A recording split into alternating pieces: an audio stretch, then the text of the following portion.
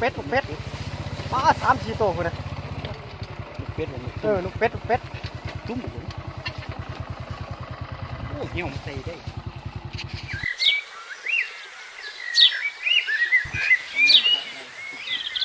สวัสดีอยู่กับลุงเราไต่วันนี้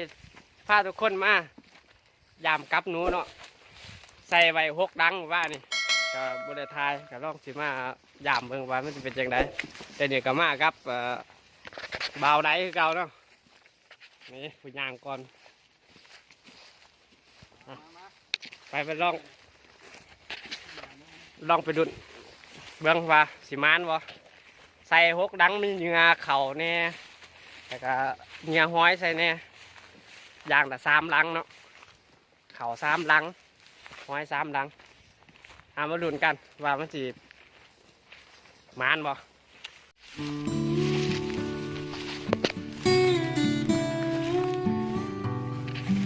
ใส่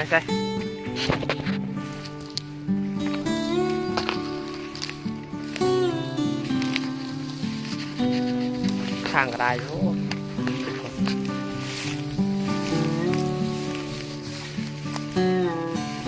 คลิปน้องเลยได้เดินทางมัน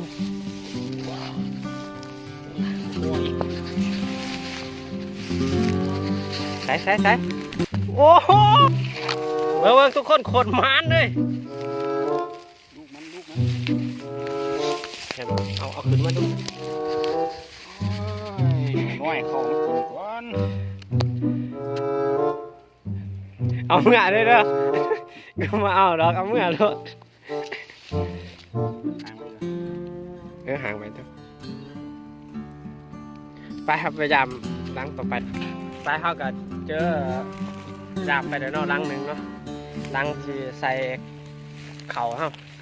แล้วก็ไปยามต่อว่าจังได้ล้างที่เฮาเอาห้อยตามห้อยใส่หมดเห็น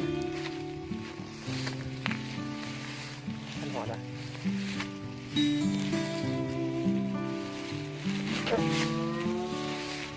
ไม่ใช่แบบนี้ดิไม้บนไม้โอ้หอยคือมันยังซึกเก่าอยู่เลย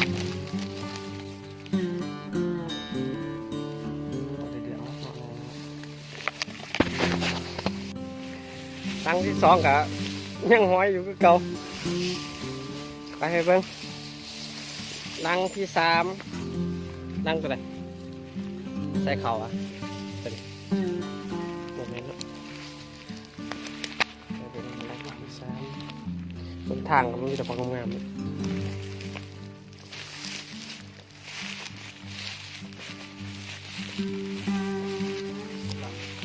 2 รังหน่อยดิใส่2 รังแล้วยัง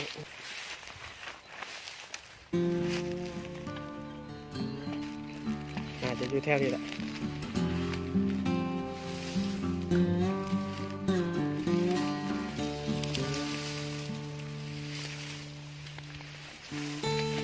ได้บริเวณโอ้ลันเสยลันโบถือเอาโบเป็นมันรูดตี้ไหลมันคือหมุนมุที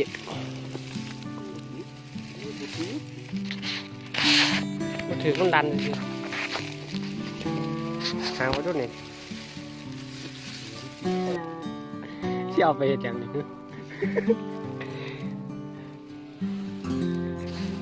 เสียบขาด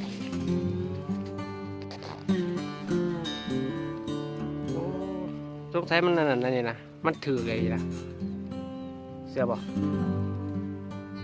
ถือแล้ว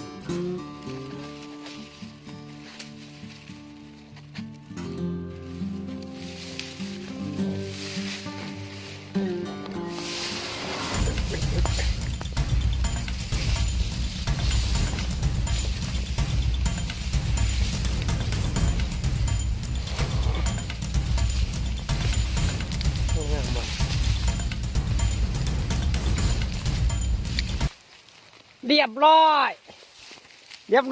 อยหอยเอาหมดเยอะวัดทางน้ำได้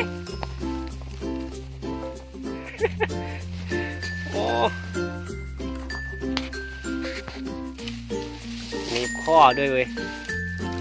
มันลั่น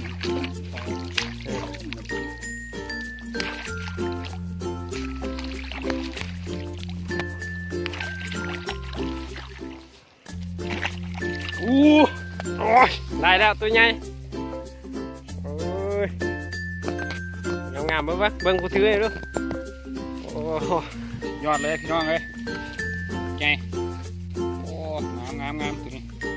ไปใส่หอยใหม่โอ้ตายจะได้จะเอามันฝืนคืนได้ ของที่เขามองคือไป ใช่ปะใช่ต่อปะใช่อีกบ่เอาหอยก่อนเด้อ แม่เป็นไรก็ เลยหงายลงไม่ก็ได้เอากระไหลไปแล้วตัวหนึ่ง3 หลังหลังที่4ก็หลังที่5อยู่นี่แหละดูเพิ่งว่าด้วยบ่ใส่แบบใช่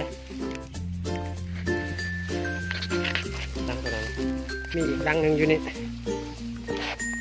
โอ้นี่ก็บุกินนี่ก็บุกินโอ้โมดันตี้เนี่ย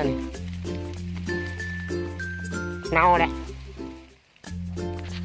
เน่าแหละห้อยเนี่ย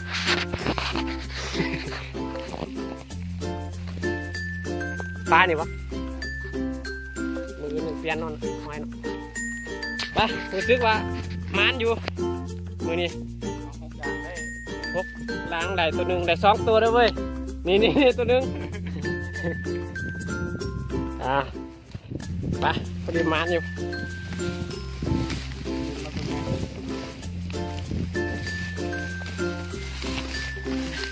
ปลาเมื่อแคบน้องบรรยากาศดีกันนะ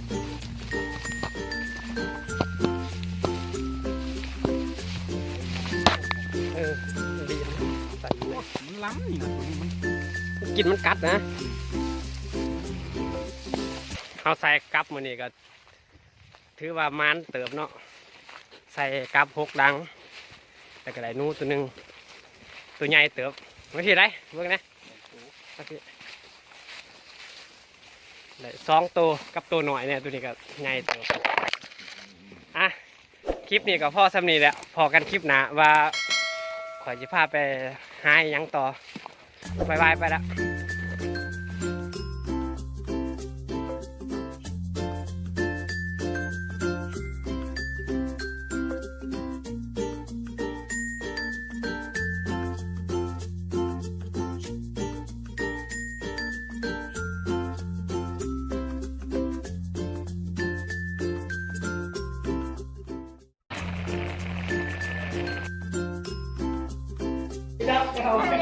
ยอดเลย ชิ้นยอดเลย ยอดเลยมาเดี๋ยวมาอันนี้กัน